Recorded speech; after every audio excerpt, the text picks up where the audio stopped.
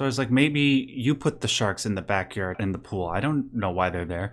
Anyways, welcome back to Maximum News, ladies and gentlemen. My name is Max Derrat, your friendly neighborhood Simpsons kin, and I am joined as always by Sybsidian of the Triple S League. How you doing, man?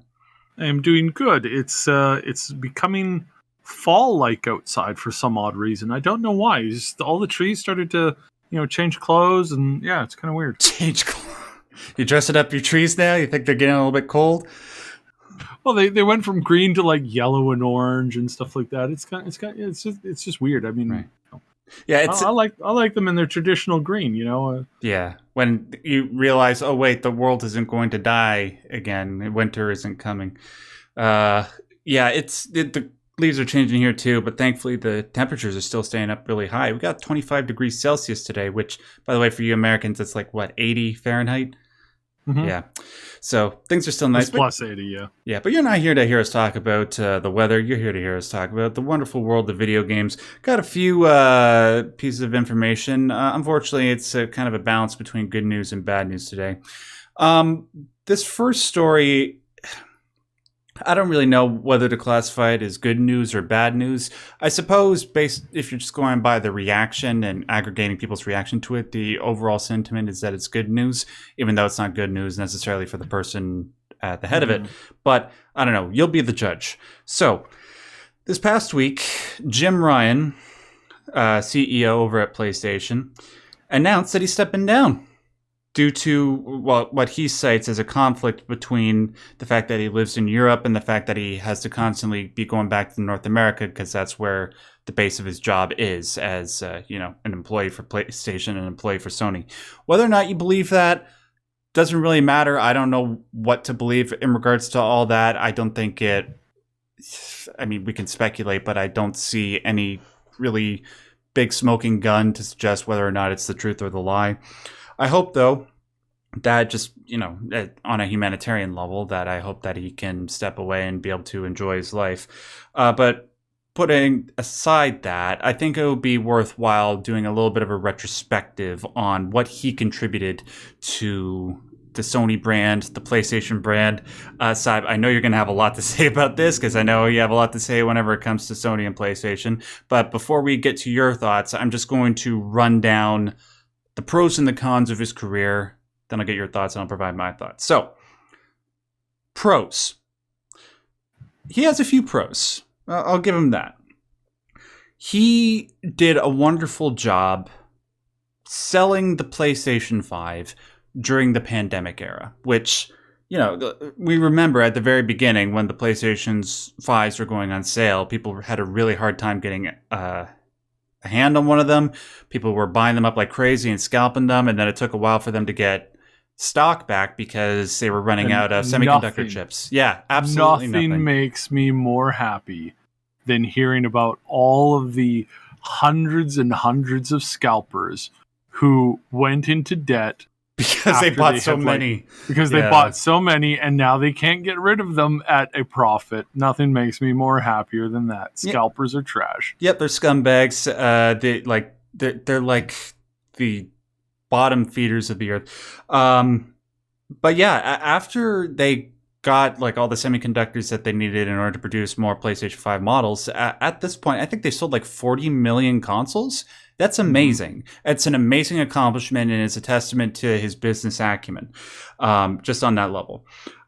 He's also, one thing that people have been asking for a while is, and this is something that you and I are consistently talking about on the show side, is wanting these big, primarily console companies to bring their games to the PC. We've been wanting Nintendo to do that for a while. They haven't. But Sony has started doing that primarily under Jim Ryan's tenure. Now we got games like God of War, we got The Last of Us, we got Horizon, we got a couple others. Oh, Spider-Man, we got Spider-Man, and a couple others that I can't think of off the top of my head.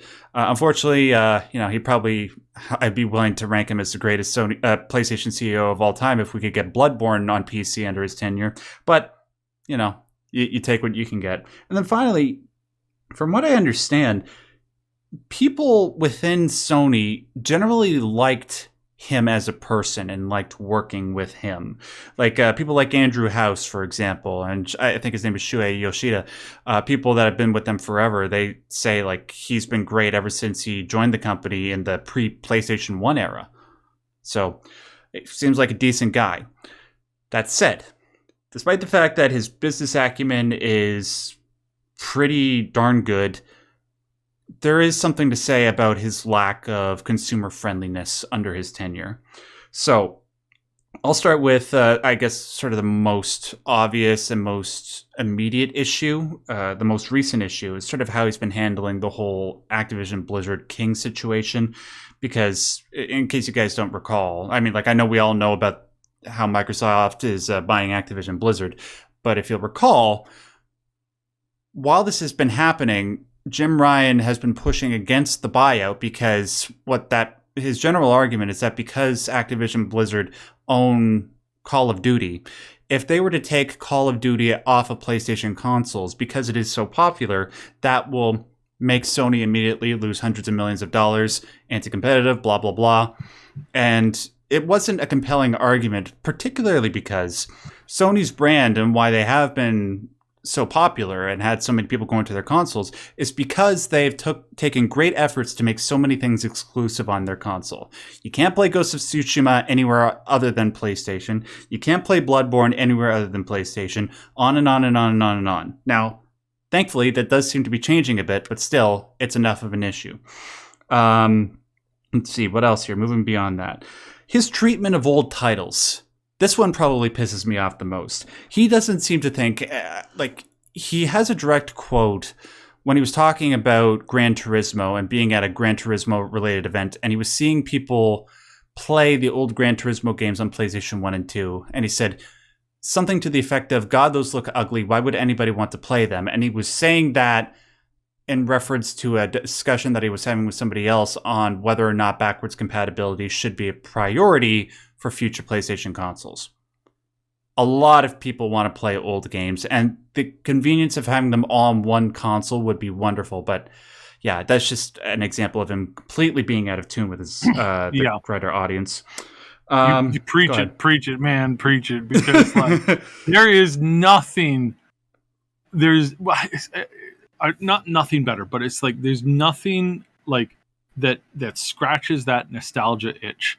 Like getting into an old game and just having it be smooth, like really smooth. And I mean Zelda 2 for me, that's a big one. Original Mario 2. Yes, I really, really, really love Mario 2. Isn't that the really hard one?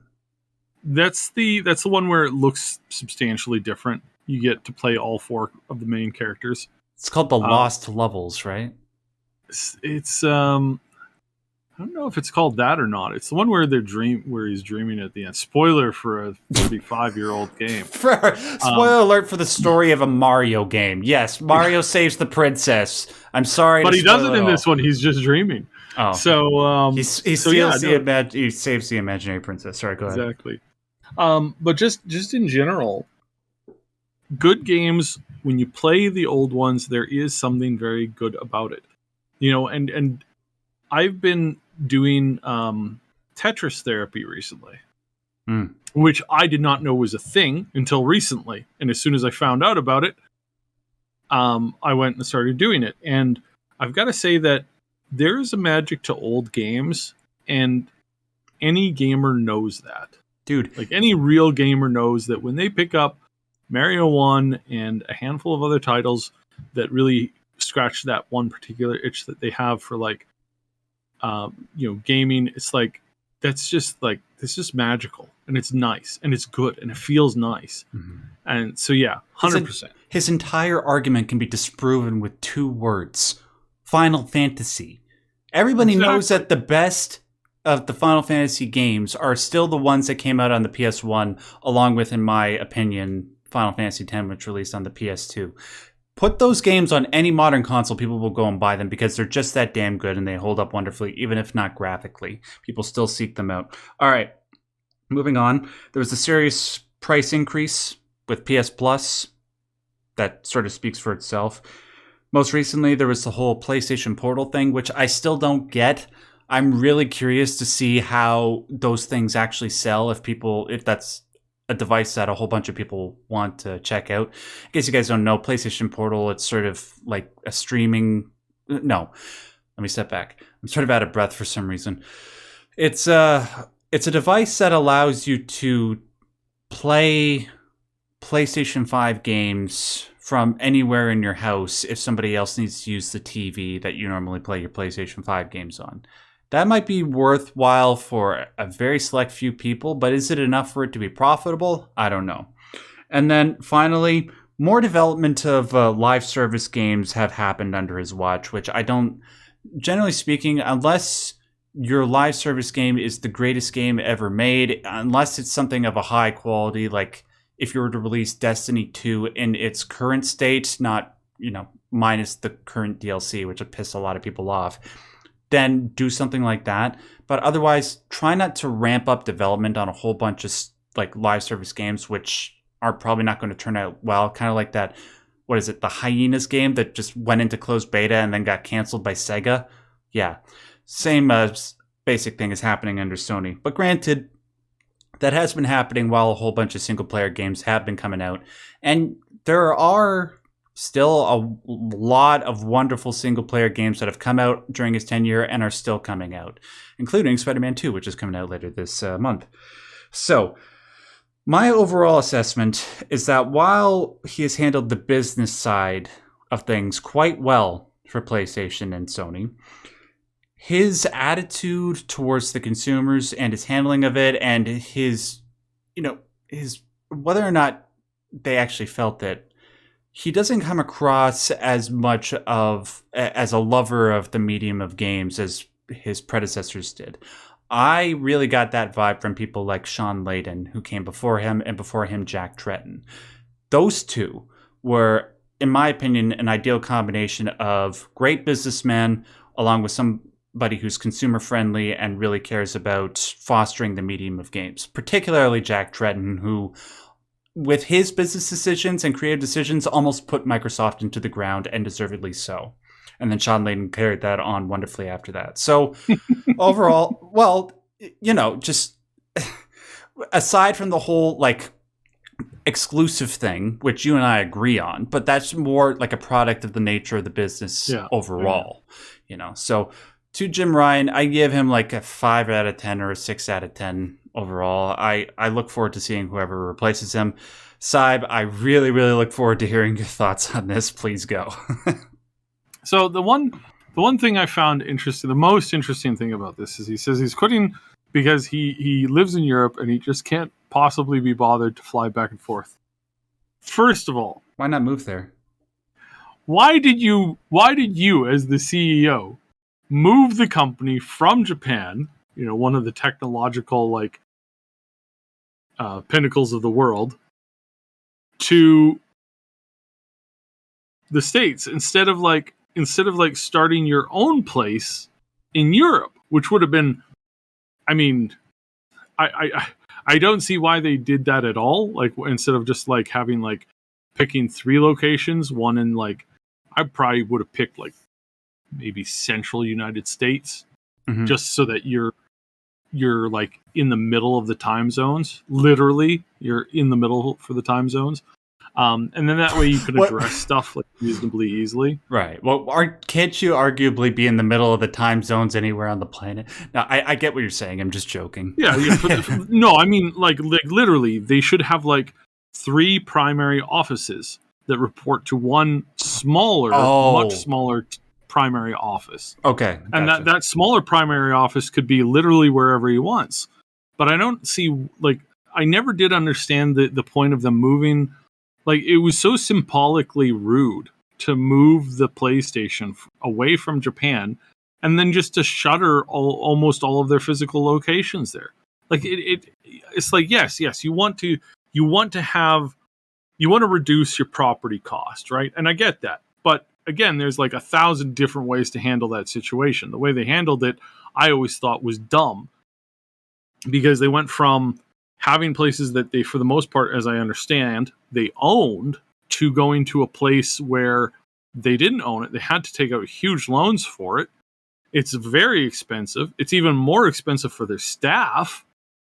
And then it puts them on this weird timeline and location where like they have very little access to anything. Like at the same price of moving that, I'm fairly positive they could have bought their own private satellite or like satellites, put them in orbit, and then we just had a guaranteed way of always communicating themselves with each other, like no matter what happened. And just that makes so much more sense to me. Then you can pick like some locations that are really cheap for like housing. You can have all of your localized troubleshooters and support staff that can handle customers just there. That would increase your overall customer approval rating. Like it just, the move never made sense. And especially now that he's complaining about it. Like, I wouldn't bring it up, but he complained about it. It's like, oh yeah, I have to, it's really irritating to. Then why did you move there? That was your call. What? That doesn't makes so little sense that it's laughable, right? Yeah. So that's my biggest thing. And I'm sorry to interrupt you, but just you bringing up Japan actually just reminded me of another thing that happened under Jim Ryan's watch, which pissed me off. Japan Studio got completely shuttered under them, and they are responsible for giving us some of the greatest games ever made, particularly Ico and Shadow of the Colossus and The Last Guardian, all of which are developed by Fumito Ueda. That man should be able to get whatever amount of money he wants for whatever game he develops. Everything that he produces is a work of art. And yes, I do include The Last Guardian under that, which I know was divisive. But never mind that. Games like Ape Escape, games like Gravity Rush, games like Bloodborne, which technically wasn't them, but they helped in the development. But yeah, just wanted to bring that up as well. Yeah, no, it is super bizarre. There's a reason why there's a lot of Japanese people who are really upset with PlayStation. There's a reason why PC sales went through the roof. Gaming PC sales, not just PC sales, but gaming gaming rigs have gone through the roof in Japan in the last few years. And ever since the move, it really kicked off a big thing there. Just overall, it's so bizarre. Why? And even more so now because it's like everybody's like waiting for the other shoe to drop. Like, why did he really quit? Because it seems so bizarre that a CEO is like, yeah, no, you know what? I just hate the drive in, guys. I just can't do it. I don't know why I'm doing this. I'm just going to quit. Good luck with everything. Goodbye. Yeah. I'm expecting at some point we're going to hear something about someone. I'm not saying it's him, but probably him. Let's be real. It's probably him or somebody related to him. Where it's like, yeah, turns out he's, he took a little bit more money out of the company coffers than he was supposed to, and he paid it off with like a fine and a stern warning by the board or something. Like, who knows what. I'm not saying that he's an evil guy. I don't like making that insinuation. No, the insinuation is that the excuse that he gives is enough of an odd one that it's reasonable to suspect something like that. Yeah, sure. That and I think just generally like the vast majority of CEOs are especially in the current system is really like most of them are not great at their job. Most of them don't. Like PlayStation, you have to. It's the kind of company that you got to be really bad at to like run poorly. Like you have to be really bad at leadership to run that company poorly. There's certain companies in the world that require like you to be in the trenches all the time or making like these executive interesting calls. And not to say that he didn't make those, but it is when you are the biggest like console company in the world making video games that mostly other people make to put on your system that are exclusive. Like it's really hard to mess that up. It's sort of like giving birth. It's a certain point where nature just takes over and the doctor's really just there, watching for nothing. Just make sure that the baby, like the bed it doesn't hit its head on the way out, basically. It doesn't fall on the ground. And so this is one of these situations where it's like I don't feel like I have my disagreements with Sony for a lot of generalized things. But it all boils down to what is the consumer getting out of it, right? Like that's my biggest concern. What is the consumer getting out of it? What are they not getting out of it? Right. Are they being shafted? Are they being treated badly?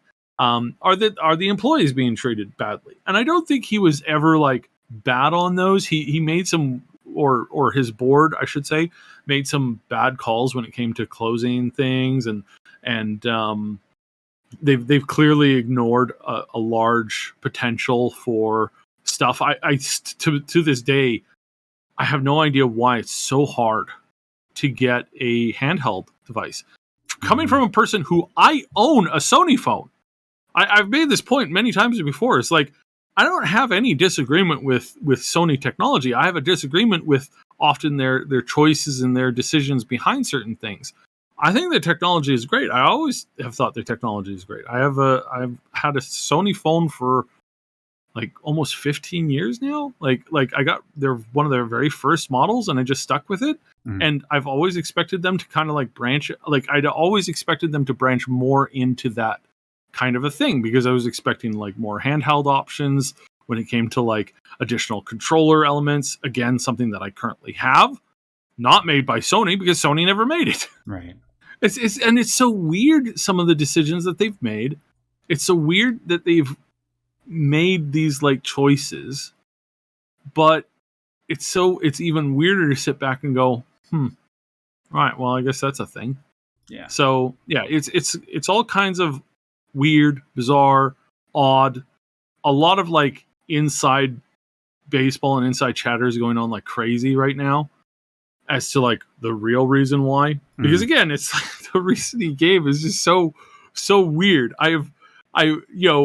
There's only one line that the one line that when a CEO says it, which is, I want to spend more time with my family. That means they got fired because they did something bad. Yeah, that's like the corporate world's version of Hollywood, like firing somebody from a movie because they have scheduling conflicts. Yeah, that's never exactly the reason. That's exactly the reason. So yeah, but this is still weird. It still raises an eyebrow. It still makes you go, what in the world is going on? I think as a fellow, like, again, I don't think he was a magical leader. I think he managed to hold things together really well under COVID. But again, with a lot of that kind of stuff, you always wonder, it's like how much really does the CEO do? Because I can tell you in one company's thing, not naming any names, but they were recently bought out by the biggest company on the planet. But that CEO does absolutely nothing. Like, he hobnobs with rich people and tells them that they should buy more stock, because it's going to be good. That's about all he does. He has no concept of any of the things that they make, any of the fandoms that they serve, any of the, like, just knows absolutely nothing. Like, absolutely nothing. Couldn't tell you like any of their products at all.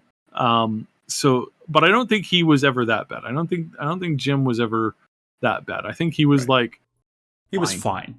Yeah, he was fine. And again, like, not like Phil. Like, Phil is like, turn this boat around. Really, really loving Phil's like emails that got leaked by either themselves or whoever. But absolutely loving the way that he looks at gaming. Yes. Talks about how the potential fall, the potential screw ups, how games are made badly. He understands the system. He's not perfect, but he understands it. Yeah. And whereas like with Jim, I don't know if he clearly did. He's there for 30 years, right? Right. So at some point he had a love for the thing. But what's he doing recently? Why? Who knows? Right. Yeah. Phil, great contrast. Like, yeah, he's done some poor things and crappy things, but he did, like, if it weren't for him, Xbox would be dead and gone due to the whole Don Matrix situation. Plus, he did give the world Xbox Game Pass, and and it's quite clear that he loves the consumer and the world of gaming, or at least he portrays that to a greater degree than any of the previously mentioned people do. Anyways, Those are our thoughts on Jim Ryan's tenure as the PlayStation CEO, ladies and gentlemen. What did you think about our comments? Do you have anything that you agree or disagree with anything that Saib and I said? Let us know in the comment section below. Just, of course, make sure if you disagree, just be civil about it. All right, moving on to this next story. Saib, I said recently in a video that I put out on The Legend of Zelda that every gamer has a blind spot. There's just so many games and game franchises that are great that are out there that inevitably no matter how much of a hardcore gamer you are, there's going to be one mega franchise or a game that is so beloved by so many people that you haven't played. For me, that game is Knights of the Old Republic. Yeah. I do want to play it. It's just, it's just one of those things. You just never got around to it. It's like, you ask a movie fan, like, oh, you haven't seen The Godfather and you're a movie fan? Why not? I don't know. Just never got around to it. And that's sort of what the deal is for me. And I know you, Saib, I'm pretty sure you're a big fan of KOTOR, right? I am. It was one of the most impactful games ever. Mm-hmm. Well, yeah. When you wait, that moment that you realize that you are, in fact, not just but spoiler. But it's a 20-year-old game. Yeah. But no, seriously, it's really good. Mm-hmm. It is beyond good, and it is one of the games that I look at EA and I shake my head. How did you guys have KOTOR and never and the license to make Star Wars games for a decade? And it never clicked in your stupid little head that you should do what, we were just talking about Sony doing with the Final Fantasy series. It's like, did they not see the number of sales coming in for that game? And did they never think, oh, gee, man, if only we had an RPG that was beloved by millions and millions of people that we could easily remake into a full-fledged, nearly or stylized, hyper stylized, look that really just brings the amazing experience of this game out. And if we could just do that, break it up into 3 parts and sell it to people for $80 a pop. Mm-hmm. Oh my goodness, if we only had that. It's like, what? And even to this date, I do not understand how or why they never did anything with the Star Wars license. Yeah. Like nothing. I have a theory on it. My theory... Yeah, go ahead. Yeah, my theory, and I mentioned this in one of our older podcasts. I have a theory on it. I think that EA bid on the contract, saw kind of like the negative press coming out of the movies, and said, let's destroy this IP. Oh. We won't have this forever. It's going to go back to somebody at some point. Disney's going to figure out how to make games. Somebody's going to buy them out or buy out the IP, and they're going to figure out how to make games. Why build up another brand when we can make it so bad that we make an entire generation just not choose to play these games ever in the IP? Well, so that way, when we put out the next version of our stupid multiplayer shooter, everybody will just continue buying that game because it's just the trash that we keep pumping out. Well, and the sports game. I don't know about that. Like, I mean, we are talking about EA here, and they are still the most evil gaming company in the world. That's what everybody says. Everybody's like, no, they wouldn't be that evil. I mean, no, and but look, they did go back and try to fix Star Wars Battlefront 2 to get to a point where it was acceptable. But not until after they had done irrevocable harm with it, right? Well, I mean, if that's what they were doing, why go back and try to fix it at all? Well, because they had to, fiduciary duty, a bunch of contract stuff. They had to do that. It's always easier. What's the term? It's always easier to ask for forgiveness than to ask for permission, right? It's like if they said, hey, we're going to tank your IP so that we will remain the dominant multiplayer PvP shooter in the industry. And everybody was like, nobody's going to say, oh, yeah, no, go ahead and do that. Like, they're clearly going to be like, yank the contract now. hit the big red button, get rid of these guys. Like, obviously they go in, they make a mistake. Oh, we're so sorry. We totally we fired all our analysts. They gave us some really bad advice. Gee, sorry guys. We'll fix this right up. It's like, again, it's like, I don't know if it's because I deal with these people more often, but at some point it's like, I feel that the willful neglect of the Star Wars gaming franchise was so intended. And the only game series that we have is the Last Jedi one, with what's his face.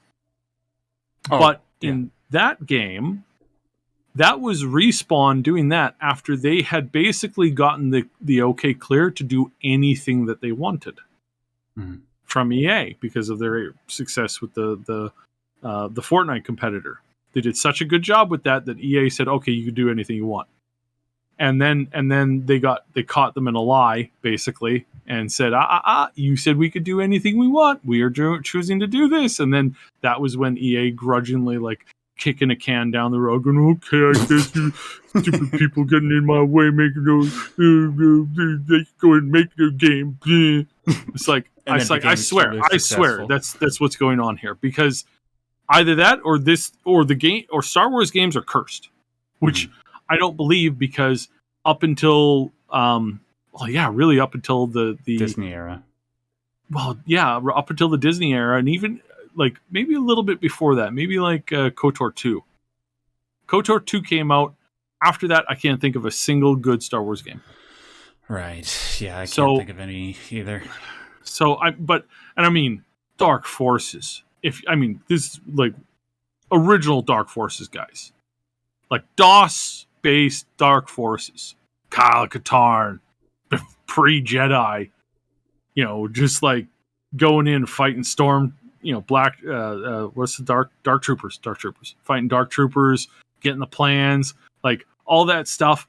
That was amazing. The Empire's game, where it's like Empire versus Empire, kind of like a Stellaris thing. Amazing.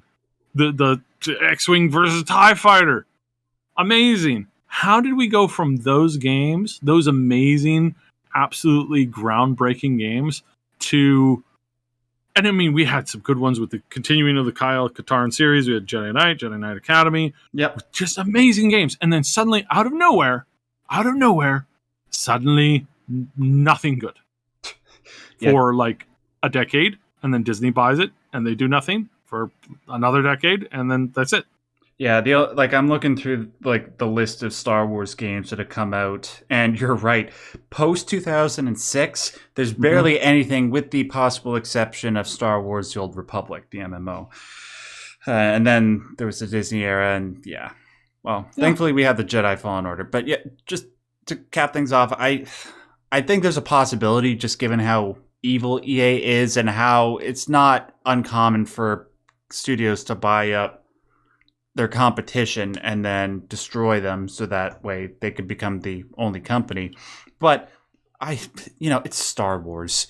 Even with all the damage that has happened to that IP over the last 10 years, it's still Star Wars. It's still one of the most famous IPs in the world, and it can be built back up to the point where it could have been used by EA to build up their bottom line to an unimaginable degree. They would have to be openly malicious for them to completely destroy the Star Wars IP for good.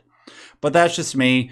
I mean, there's going to be a whole bunch of people that disagree with me, and I would love to hear your arguments in the comment section below. But anyways, we went off in like this 10 to 15 minute discussion about Star Wars as in general without actually talking about why we brought up Knights of the Old Republic in the first place.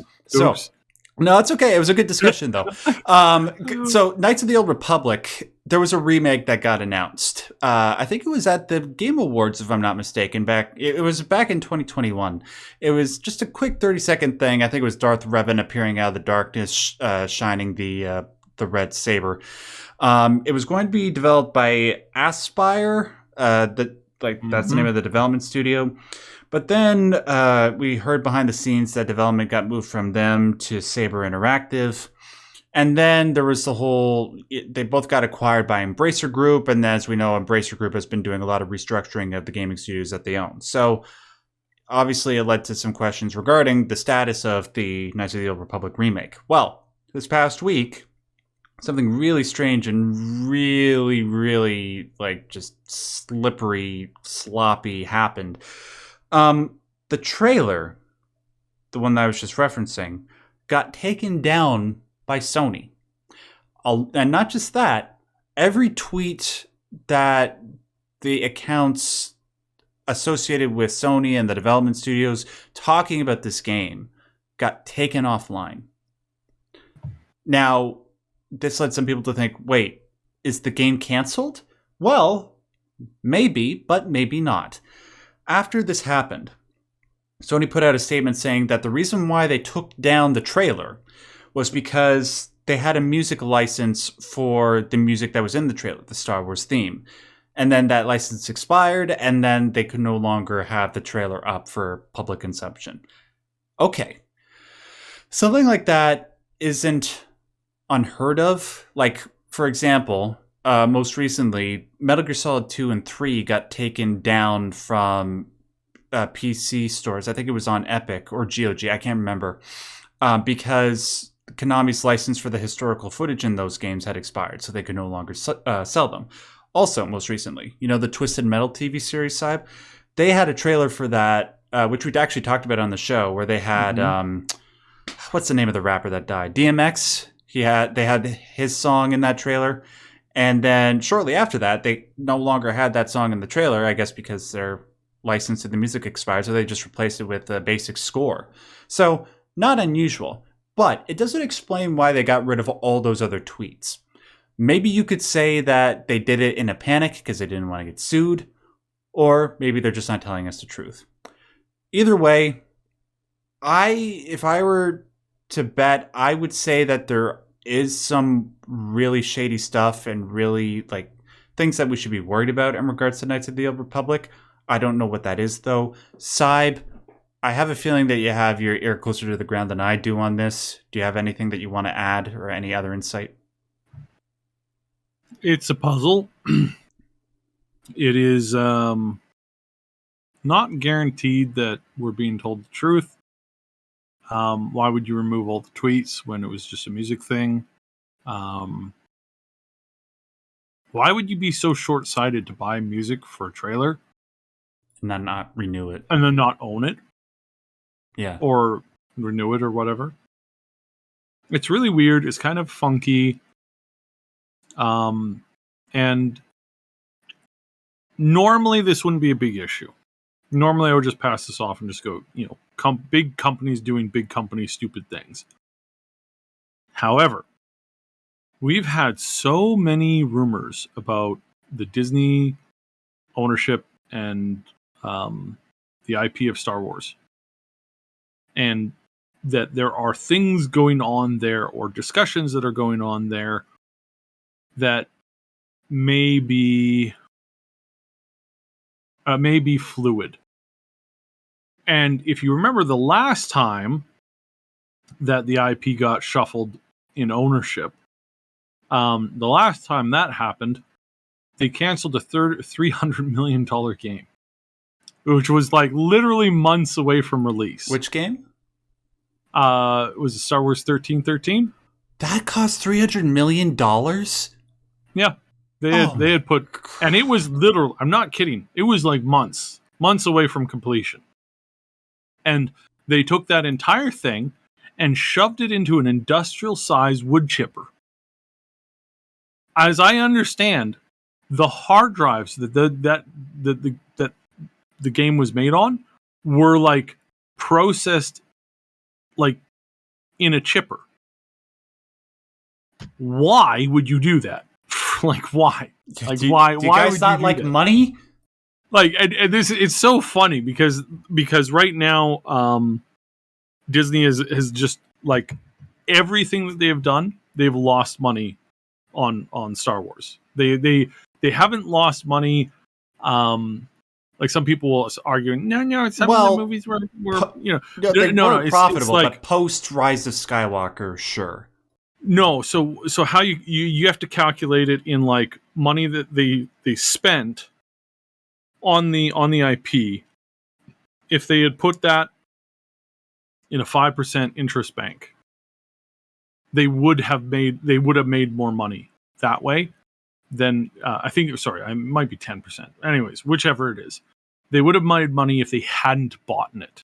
They would be up more money because you also got to remember that the whole Star Wars theme portion of the park has flopped horribly. Yeah, I heard about that. Yeah, horribly, and they have lost enormous amounts of money on that. So you got to count that into the equation too. It's not just the movies. It's this giving the deal to EA for games and then not getting any games, not like except for the Fallen Order like hit games. But it's like again, it's like if those only made the money that they wasted in trashing Star Wars 1313.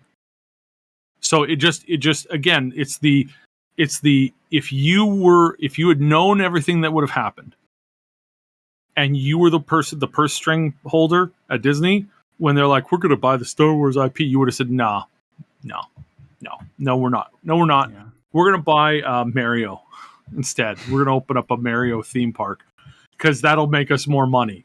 Whatever we do with that, however badly we handle that will make us more money than this wasted concept of an idea. And it's also the growth of the Star Wars franchise. The growth of the Star Wars franchise pre-sale and post-sale. If you track it on a graph, it's like, yeah, it should be up an extra 20%. That factors into it too. So they really just took the money and literally, in some cases, set it on fire. And so yeah, so that's kind of the thing. And so what that how that factors into that. Well, hopefully they can make some sort of resurgence through television and then through making great games, because the Jedi Survivor and Jedi Fallen Order, from what I understand, are fantastic games. And hopefully they can pull off a miracle with KOTOR and then be able to make the Mandalorian's good. Andor good. is really awesome. It really is quite awesome. And I'm hearing lots of good things. I haven't started it yet, but I was just talking to somebody who was like, Ahsoka's really good. It's really good. But at the same time, it's like so many people I know that used to be hardcore Star Wars fans just roll their eyes and go, I can't handle it anymore. Yeah, and I get it. I have lost all interest in this. I don't want to watch it because I'm just sure that it's gonna. I'm sure on the last episode, they're just gonna send me a box in the mail that has a fart in it. It's like right. Yeah, that kind of stuff. So yeah, so that's an issue. So what's the hope of us getting a KOTOR remake properly made with a correct budget and people who actually love the series? At this point, I urge you strongly to write it off in your mind. Yeah. Not because I'm convinced that it's not going to show up, but I'm convinced that it's going to be such a roller coaster ride over the next couple of years that I really don't think it's worth your mental energy to worry about. If it comes out in 3 years, 2 years, whatever, then it's here. It's great. We'll give it a try. But at this point, this has been such a roller coaster. Do your heart a favor and just kind of put it off on the sideline and forget about it for now, because there's nothing that can be done. No, gosh, remember when writing campaigns used to mean something? Right. Yeah, I 100% completely agree with you. All right, guys, let's move on to this last bad news story, which, I mean, that whole discussion about KOTOR was kind of depressing, but we do need to talk about this because it's important. But I promise we'll conclude on something that's positive and good for gaming. All right, Sib, bunch of layoffs that we got to talk about. The gaming industry is on fire. Yep. Yeah, speaking of all the other bad news that we just chatted about, the gaming industry is apparently on fire. Epic just laid off 16% of their workers. 900, I think. 900, almost 900 people, despite the fact that they posted huge profits, just massive profits. And I want to make this clear again. It's like I don't cheer anybody losing their job, unless of course they work in the microtransaction department, in which case they could go to hell. Yep. But just generally, I'm not happy when these companies lose people, especially at Epic. Man. if he would just give me the head of Epic, if he would just give me control of the those people that you fired and like 2 years of pay, and I promise I'll make the best Jill of the Jungle game ever. Like it's just why are you firing these people when you have so many things you could do with them? And I don't know if these are the we there is this you look on formerly Twitter, right? And you would watch these people who are like, this is a day in the life of my job. Watch me do zero work. You know, there are those people, and I don't like seen those people, and oh my god, it's mind numbing, right? Like it's humanity. It's literally mind numbing, and again, it's like I understand that there's bloat, but again, when a company's sitting on so many cool assets, so many cool IPs, and they're not doing anything with them, like, and I have to give props. They put the one of the Holocaust museums in not in Fortnite, but like you can take a tour through the museum in Fortnite. So wow, it's not a game mode. It's like, well, it is a game mode. It's not, you can't run around and shoot people. Right. It's a mode that you can walk around and look at that, and that's very cool. I applaud them for that. Yeah. The you know, best to remember history so we don't repeat it. That would be good. That would be nice. Genocide is bad in like all forms. It's always bad. And I think that Epic is doing a great thing there, but then it's so weird that they just fire a huge chunk of their workers. Like, well, but why? For what? You got so many things you could be working on. What's going on here? So again, I do know that there is a laziness problem in many of the tech industry jobs, and there is a shakeup coming. We've seen it for a while now that the big companies are firing people. I mean, look at I mean, you just said it, Twitter, right? Or X. Yeah. No, X we call it Twitter. Fired. what did they fire? It was like 80% of the company? Yeah. And it works fine. Like, it works great. I'm not an Elon Musk sycophant. Yeah. But I'm not joking. I have noticed nothing but improvement in Twitter over the last like 6-7 months. I wouldn't agree with that, but I will agree with you in the sense that, like, from a technical. Sorry, I'm sorry. I'm talking technical. I'm talking like things that they control. Obviously, the idiots, the trolls, that kind of stuff. But I did stop getting like nonstop like ads and like malware messages. I will agree with you that he fired 80% of the workforce, and Twitter as it is now, it functions as well as like I noticed it function prior to him getting it. There was a whole bunch of stupid stuff that he's done since then. Oh yeah, but it still works. He's done some weird things, but the thing works. So that means that 80% of the staff, were they really needed? Were they really actually doing something good for the company, or were they doing, well, hey, look at how much like time I can spend in the calmness room in a day. It's like, maybe that was going on a little too much. You don't know. You have a job to make somebody money, not a job to like be lazy in. As much as I would love the point for us to all have a job that we could just be lazy in, that would be very nice. But that's sadly, we don't live in a perfect universe. So in this, I will say that the tech industry is bracing for a big hit. They're bracing for damages. We've seen how some of these developers react when they see like actual good games coming out, how aggressive they get. There seems to be like a lot of people who just don't care about pushing their art form. And as we've said many times, gaming is an art form. And were these people helping it?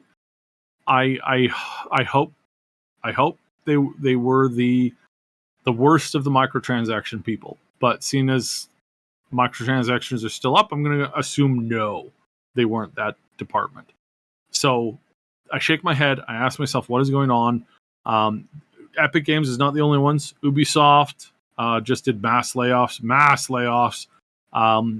We're Team 17, guys behind the people behind Worms. Yeah, that's gone. What? Just weird. Like, just weird. Why? That's weird, but yeah, it seems to be coming to a head. So I suspect the next couple months to be kind of messy in that department. And I will encourage all of those people to do what dozens and dozens of my friends have done. And that is start up new games via Patreon, Subscribestar, and other formats to make money doing those games. Oh my god, I'm sorry to interrupt you. Team 17 are the people behind Overcooked and Blasphemous, and they're gone? Well, they're not all gone. That. They're just restructuring the company and laying off a significant number of people and the head of the team working on the new Worms game. So, yeah. Okay, teams, sorry for the overdramatic display there. Yeah, Team 17 isn't gone. It's just a whole bunch of people have been laid off. Yeah. Man, that sucks though. It's very strange. It's very weird. And again, in a lot of these cases, these companies posted huge profits. So what is happening? Why? Are they just bracing? Are they trying to get rid of people who are uncooperative? And I know I've worked many jobs. I know, man, there was a dude who tried to not work a minute in his job, and he was like, you can not do a thing at a company. And if you wait until you time it right, you can basically claim that you've got some addiction, and then you just get you could cycle through the system until the company they just get rid of you. But you can sit around doing literally nothing for weeks and weeks and weeks and just make money. And it's like, wow, some people are like that, but I don't think that's the case here. I think the industry is bracing for a panic, or they're panicking while they're bracing. And I don't know from what or why. So we'll see. Yeah, it's going to be really interesting next couple of years regarding the economy and what people on the inside know. I just hope, ultimately what Epic does with at least some of that money is they give it over to Playdead and the people at Gen Design. People, by the way, in case you guys don't know who those two studios are, Playdead are the people responsible for Limbo and Inside. I've been waiting for their new game for the last 7 years. Where the hell is it? And same thing for Gen Design, because their last game, The Last Guardian, which I mentioned before, came out 7 years ago. Where the hell is it? Give them the money they need so they can produce their next masterpiece and get you the next Game of the Year award. Anyways, let's just conclude with this piece of actually pretty positive news. So, lots of pretty good video game adaptations have been blessing us over the last year or so, Sybe. We got The Last of Us this past year, which was fantastic. We got Arcane, which I think is the greatest piece of video game-related media ever produced. And we also got Sonic, and then most recently we got Mario, which you liked and a lot of other people liked. But there's also Castlevania, which I haven't seen yet, but everybody says that show is fantastic. Well, it might make some people happy to hear that the guy who executive produced that show is going to be executive producing an anime based on Devil May Cry. We got a short, less than 1 minute long teaser trailer of Dante just being the badass that he is in anime form and announcing that it'll be coming soon. Interesting. I'm really interested. The guy who produced, the guy that I was referencing before, the producer, his name is Adi Shankar. It seems that for the majority of the projects that he touches, even though the guy personally is kind of eccentric and not in a really good way type of personality, the guy knows how to get involved in the creative process and the production of a movie. And he's produced some good stuff. Now, beyond Castlevania, he made The Grey with Liam Neeson, which is a great movie. He's also responsible. Very, very flawed. I have to say every time I hear this. So if you're being hunted by wolves and you have a knife, just one knife, that's all it takes, you win. If it's frozen outside, it's so easy. It's so easy. You just plant the knife in the ground. You cover it with blood until the blade is nice and thick with blood. The wolves come, they lick it, they cut their tongues off, they bleed out, they die. Why this? Apparently, the super survival expert didn't know this in this movie. I will never know, and I don't understand why. I think the audience is relying on most people watching to not be survivalists because I didn't know and I found those wolves terrifying. But thank you for. Well, yeah, that's how you kill wolves. It's very simple. Thanks for ruining the movie for me, man. No, I'm kidding. I don't care. But beyond that, he also was responsible. When did that movie come out? Wasn't it like a decade ago? It might have been. Gosh, it's been a long time. But it feels like it came out just a couple of years ago. That's just how time flies. But also, he was responsible for executive producing what I believe was one of the top 10 most underrated movies ever made, which is Dredd, not Judge Dredd, because Judge Dredd was the one with Sylvester Stallone. I'm just talking about Dredd, the one with Carl Urban and the chick that played Cersei on Game of Thrones. That movie was awesome. And I attribute some of the creative representation of that movie to Adi Shankar. If he could bring some of that flavor to a Devil May Cry anime series, sign me up, man. I am so down to watch that. Whether or not they'll pull it off, we don't know. It's just a teaser trailer. We only saw a few seconds of Dante kicking ass and, being Dante. But I like the prospect of it. Saib, what do you think? Did you ever play Devil May Cry? Sorry? I asked my audio cut out. I'm so sorry. Oh, it's okay, man. I was just asking, did you ever play Devil May Cry, and what do you think about this project? So yeah, I have played Devil May Cry from time to time. It was one of the games that I was shockingly, you might find this shocking, but yeah, any game with the word devil in it, very not happy with certain parental figures through the years. So yeah, okay, yeah, that was and I mean, it's not just I find myself even still to this day avoiding some of that stuff because of just ingrained things. At any rate, I think the Devil May Cry series is pretty decent. It's got some really interesting boss fights in it. Some very interesting boss fights in it, and I really wonder how they're going to handle those.